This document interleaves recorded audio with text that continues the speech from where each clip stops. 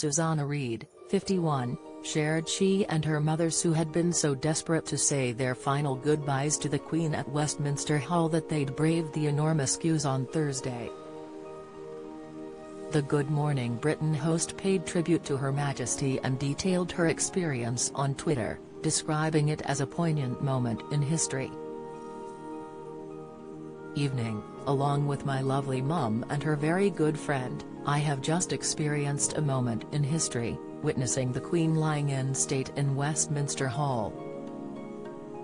At once majestic and peaceful, she wrote to her 885,400 followers.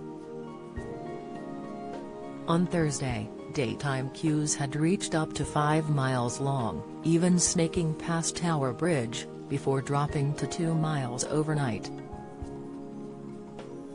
Susanna regularly updated her Twitter followers from the event as she stood in line, offering out hints and tips about how to negotiate the crowds.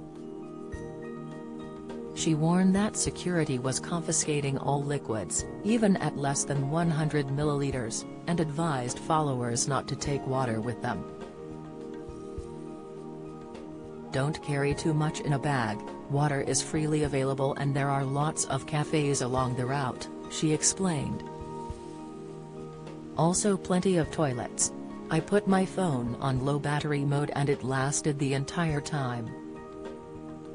She told another concerned tweeter that fire officers had been delivering bottles to the thirsty crowds along the way. She said she'd received wristbands for her party at Tower Bridge within about an hour of starting to queue. There is no queue jumping, people waited patiently for wristbands and once you have one you can leave the queue for snacks/loose stops and slip back in, she explained. Wear the comfiest shoes you own. Go with someone if you can, although everyone in the queue was friendly, Susanna continued. It has been estimated that a total of 350,000 royal enthusiasts will make the journey to say goodbye to the monarch. Some mourners were in floods of tears by the time they arrived at Westminster Hall as emotions ran high. They sat, while others prayed and made signs of the cross as they stood before the coffin. Meanwhile, more than 1.7 million people have accessed the government's real-time live queue tracker on YouTube to try to plot how long they will have to wait if they opt to make the journey. One soldier fainted yesterday during his shift guarding the Queen's coffin, along with a mourner, indicating that stress, exhaustion and grief are marring the occasion.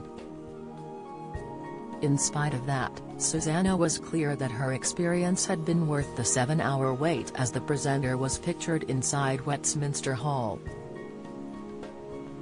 Once you enter Westminster Hall, it is worth every minute of the queue.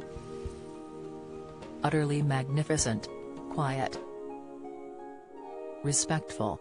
Historic, she shared with her followers yesterday. Chris Baylock praised her for her updates, exclaiming, "Brilliant Susanna.